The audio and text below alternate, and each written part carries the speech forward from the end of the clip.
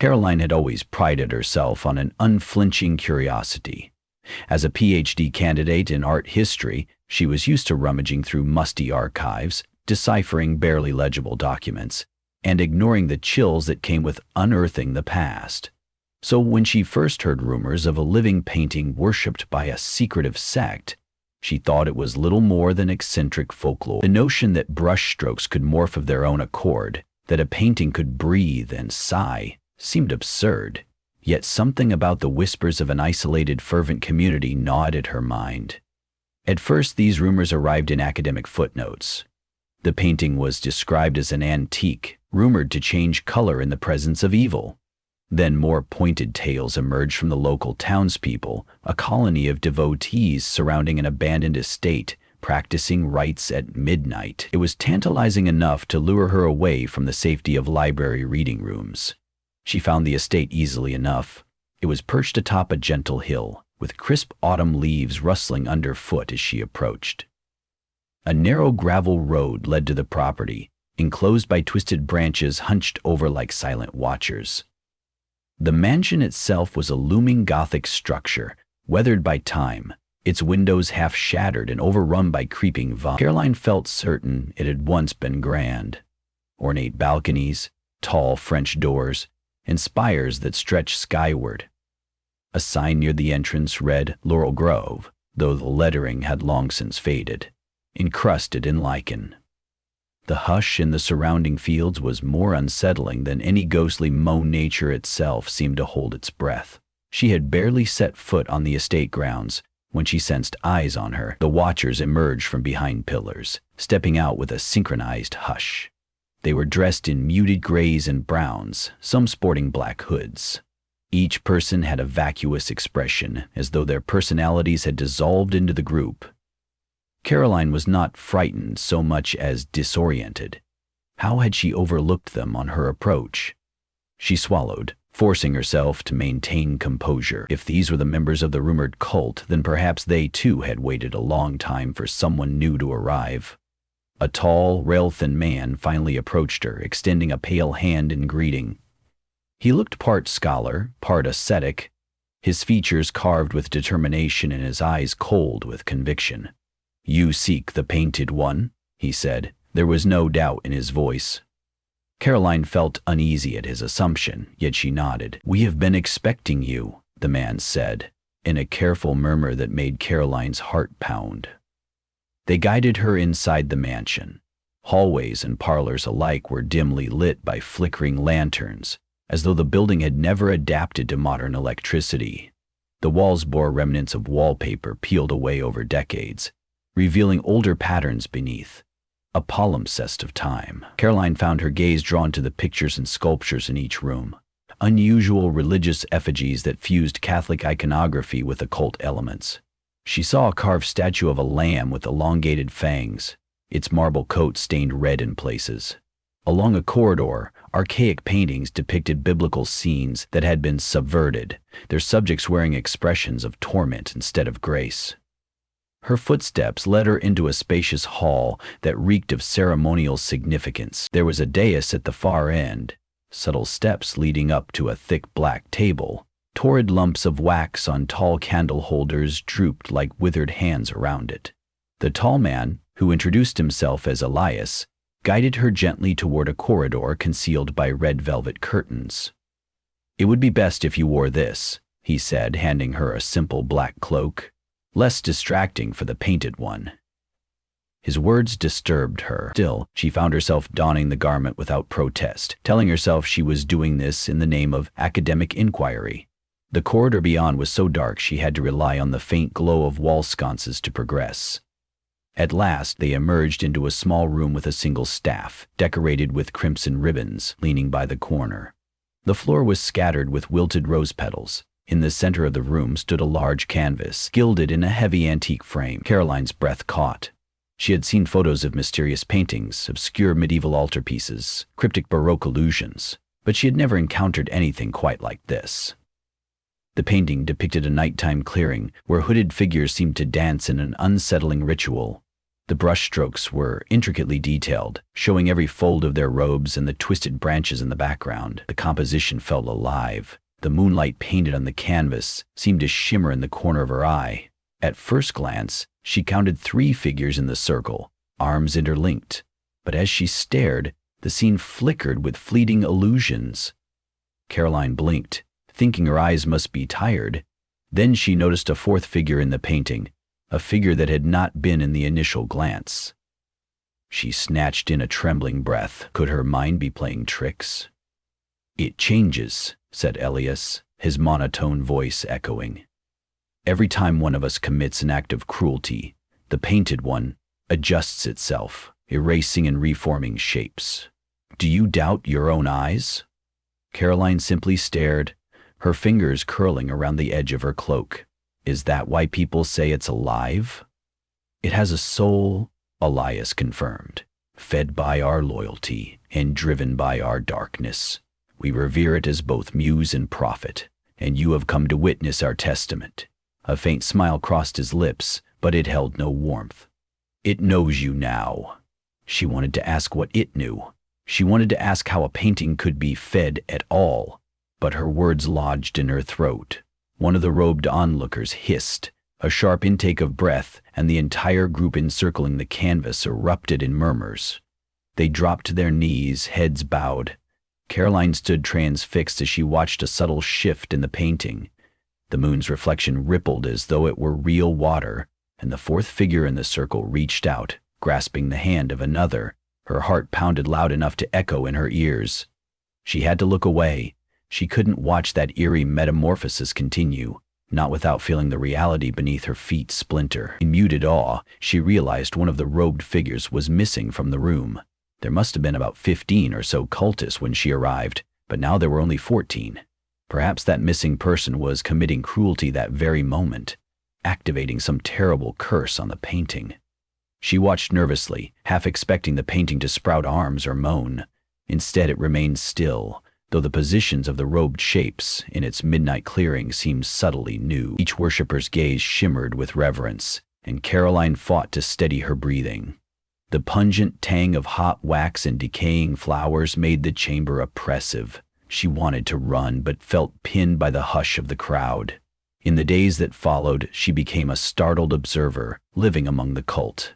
She had initially intended to leave after a single night, but her academic hunger for the truth, compelled with an involuntary fascination, compelled her to stay. They provided her a small bedroom on the 2nd floor overlooking an overgrown courtyard. Through a cracked window pane, she watched the cult members move in a synchronized dance of daily life, tending to a meager vegetable garden, cleaning the corridors, holding hushed gatherings in the hall. They treated her with careful courtesy, offering meager meals of soup and bread. There was never any sense of warmth or joy in their interactions, not even mild companionship. All conversations seemed to revolve around the painting, how its colors shifted with each violent act, how it spoke to them in dreams. Whenever another cruelty was committed, a hush spread, and robed figures rushed to the painting's chamber to witness the new changes. On her 2nd night, she thought she heard shrieks echoing from the orchard behind the mansion. She braved the darkness, cloaked tight around her shoulders, to investigate. Under the skeletal trees, she found 2 masked figures standing over a terrified cat. Caroline gasped as she watched them snatch the animal by the neck. She felt sick. She couldn't personally witness the cruelty that followed, though her mind conjured enough horror when she ran away. All she could do was bury her face against the scratchy cloak and clamp her hands over her ears. By the time the stillness returned, tears burned her eyes. The painting changed that night. She saw, against her will, that the robed circle on its canvas had expanded. A mewling cat was now curled at the edges of the scene, its eyes filled with sorrow. That addition lingered for hours, until another cruelty presumably replaced it. Caroline found herself in moral torment. Leaving meant condemning potential victims to more cruelty without attempting to stop it. Staying put risked her own sanity and safety. She tried to confide in Elias, who at times displayed an almost fatherly patience. He listened calmly to her pleas for mercy. "This is all for the painted one," he explained. Without these demonstrations of humanity's darker side, the painting would wither, its prophecies lost. You must understand, cruelty is a necessary brushstroke on the canvas of existence. One morning, Caroline gathered enough courage to challenge them. She marched into the painting's chamber, her heart thrumming with adrenaline, and shouted for the group to listen. "This painting isn't a miracle," she cried. "It's a cursed object that feeds on suffering. You're harming living creatures, people perhaps, just so a painting can shift." The cultists stared at her, some with scorn and others with mild pity. One robed woman beckoned Caroline closer and whispered, "You have been chosen. The painting has recognized you. It wants you to bear witness to the unbound nature of fear." Caroline shivered at the woman's unwavering eyes, which glinted with a strange ecstasy. "Soon you will accept the painted one's will. You will add the next brushstroke." Despair closed in on Caroline. She realized that escaping this place might not be straightforward. Whether by physical locks or psychological chains, she was trapped. Yet her curiosity refused to die. For a few terrible moments she caught herself wanting to see how the painting might evolve with each new act of cruelty, wanting to confirm it with her own eyes, as though scientific proof might rationalize it. That realization sent a fresh wave of shame surging through her.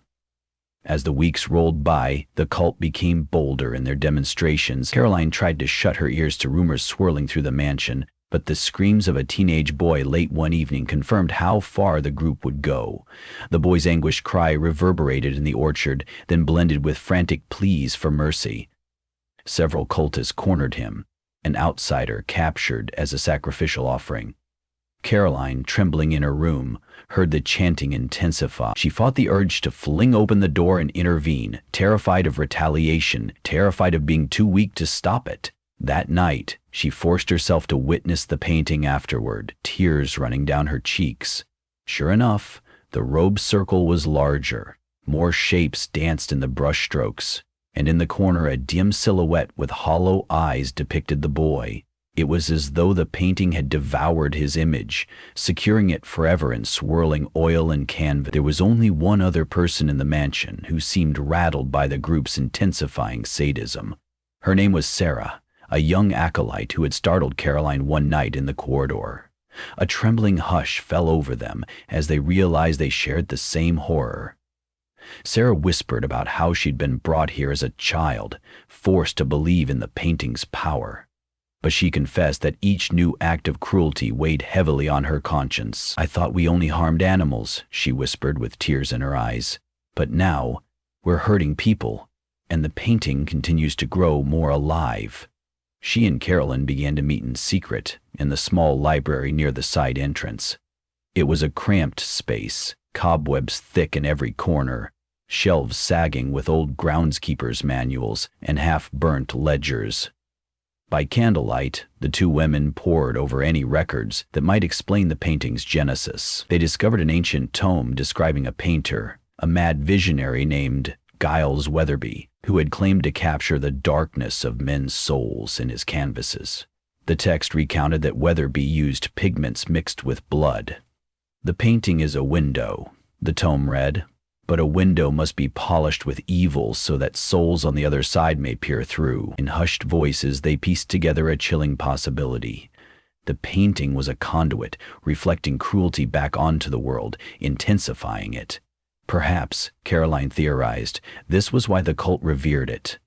They believed in harnessing that dark power for prophecy, or so they claimed, but the question remained, how to stop a painting that seemed beyond natural laws? Destroying it might simply release a torrent of pent-up darkness. Or maybe it was the only way.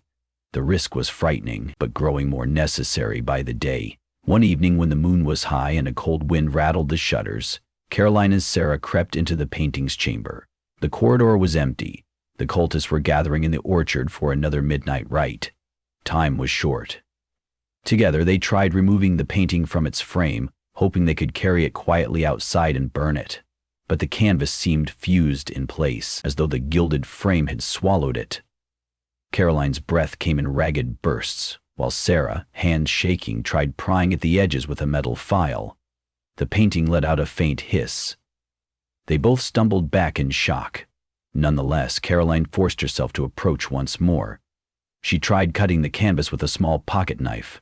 The blade touched fabric, but the painting didn't yield. The edge of the blade snapped with an ear-piercing crack as though struck by an iron coil. A swirl of crimson color bled across the canvas, coalescing into yet another shape, a twisted face that stared at them through the paint. Caroline's skin crawled. She jerked backward, nearly tripping into Sarah, who muffled a scream. Before they could plan another move, footsteps thundered down the corridor. They turned to see Elias and several other cultists, eyes burning with wrath. "The painted one will not be harmed," Elias snarled, seizing Sarah by the wrist. Caroline tried to pull her free, but she was overpowered. The cultists wrestled them both to the floor, chanting in that terrible rhythmic hush. "Betrayal," one of the robed figures spat. "You intended to destroy our prophet. For this wickedness, you shall be purified." Caroline found herself dragged into the orchard, bound with coarse ropes around her wrists. Sarah was forced to her knees beside her. The moon illuminated a circle of watchers. Shadows flickered across trees that loomed overhead, their trunks twisting like silent witnesses. The thick scent of soil and rotting leaves infused the air. Symbols had been scrawled into the dirt, some swirling labyrinth of lines and arcs. Elias paced around them with the staff from the paintings chamber, the crimson ribbons fluttering in the wind. Caroline's mind spun. She expected the worst. Perhaps they would torture them in the orchard's gloom, adding fresh horrors to the painting's repertoire. But something stirred in the circle. Sarah trembled, casting a desperate glance at Caroline, who returned it, her chest tightening. The cult's chanting swelled, a brutal hum that infected the air. As though on cue, a bolt of wind battered the orchard, blowing out several lanterns. In the half-light, Caroline glimpsed the painting itself. Two of the robed figures had carried it here, and it stood propped on an easel at the circle's edge, faint moonlight reflecting off its gilded frame. Its brushstrokes pulsed with uncanny brightness, featuring a row of robed silhouettes that now unmistakably resembled the group gathered around them. Elias raised his staff, causing the chanting to climb in ferocity. It throbbed in Caroline's chest, robbing her of breath. She braced for an onslaught of pain. Right then, a sharp cry sounded from the edge of the orchard. One of the younger cultists collapsed to the ground, writhing. Another cultist ran to tend him, only to stumble as if struck by an invisible force. Confusion rippled through the assembly. Their chant faltered. Caroline sensed an abrupt shift, as though something else, some deeper darkness, was exerting its presence. She twisted her wrists, trying to loosen the ropes, her heart hammering. A swirling gust whipped through the orchard, filling it with rustling leaves. The painting trembled on its easel, even as two cultists tried to steady it. A horrifying new shape manifested on the canvas. Caroline felt as though she were looking at a reflection in a nightmare mirror. The shape depicted a robed figure turning on the circle with a knife, cutting them down. At the same moment, one of the cultists let out a wild laugh and grabbed a hidden blade from beneath his cloak, turning on his brethren in a frenzy. A dreadful synergy seemed to link the painting's violent allusions to real actions. Soon half the cult was in tumult, grappling with each other or screaming in confusion. Sarah took the chance to scramble to her feet. Freeing one hand from the ropes, she tugged on Caroline's bindings until the knots gave way. They stumbled away from the immediate fray, seeking refuge behind a large oak. Their eyes darted to the painting. The images on its canvas were in chaotic flux, shapes dissolving and reforming in an instant. Hooded silhouettes turned on each other. Some disappeared altogether. The texture crackled with an energy that stung the air. This was no longer just a painting reflecting cruelty. It seemed to have grown thirsty for it, inciting the group to savage each other. Elias, bent double with some unseen agony, locked eyes on Caroline. "You brought this with your defiance," he rasped, breathing hard. "It's feeding on us all, unstoppable now." He tried to raise his staff, only to be shoved by a maniacal cultist. In the confusion, Sarah pushed forward, tears streaking her face, and grabbed the staff from Elias's grip. She then sprinted toward the painting.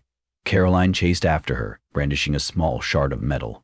Together they jammed the staff beneath the painting's frame and banged it against the easel. The golden frame tottered. Candlelight from fallen lanterns caught the gilded edges, glinting as the painting threatened to tip. "No!" shrieked one of the robed figures, running toward them, but he never made it. Another cultist tackled him. Screams and scuffles exploded among the orchard's shadows.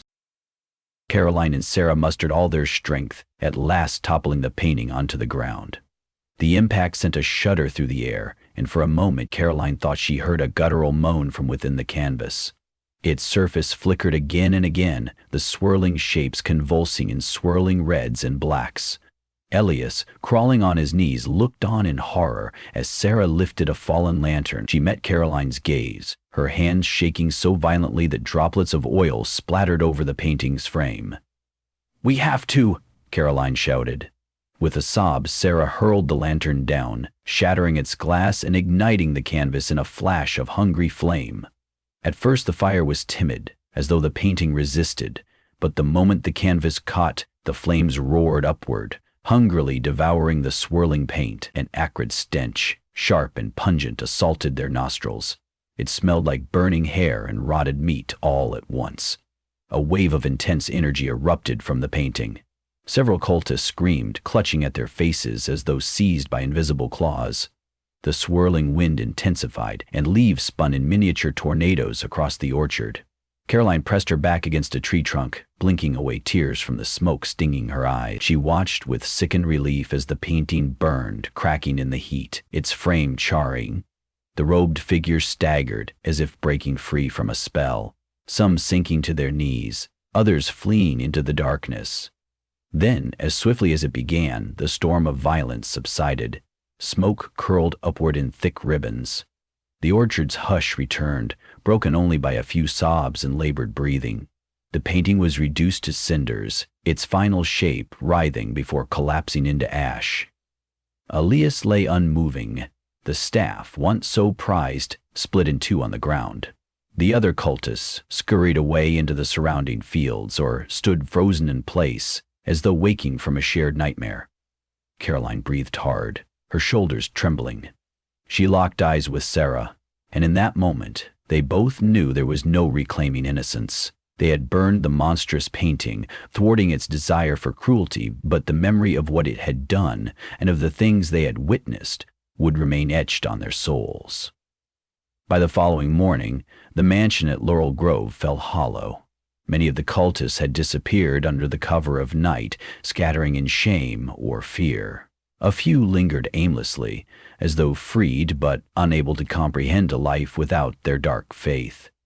Sarah and Caroline stood in the same chamber where the painting had once hung, in all its cursed glory.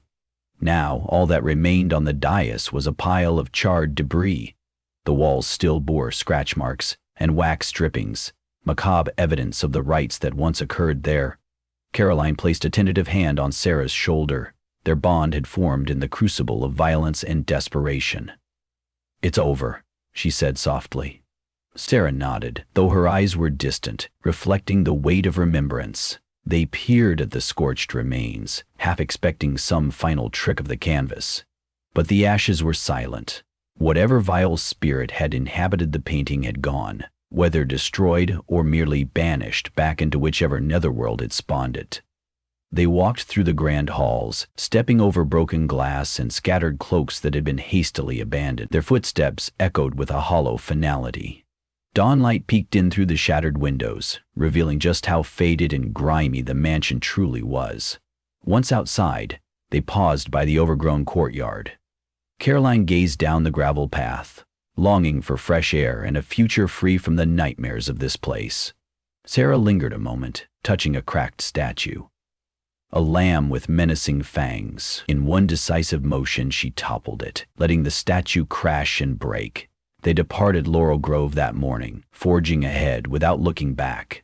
Though the painting no longer haunted those halls, Caroline felt its memory within her, a scar carved into her psyche. At times, when she closed her eyes, She could still see the flickering illusions in the brushstrokes, as though some vestige lingered in her subconscious. Yet she resolved never to forget the moral lesson she had gleaned, that needless cruelty feeds a deeper darkness inside us all. As they walked, the sun rose higher against a sky brushed with pale pinks and yellows, promising a new day. The broken cultists, if any were left, would have to reckon with their horrors in their own way. Caroline and Sarah carried with them the hope that, by destroying the painting, they had at least halted its malignant influence. Doubt pressed upon Caroline's mind. Could something so dark truly be vanquished by flame? She dared to believe so.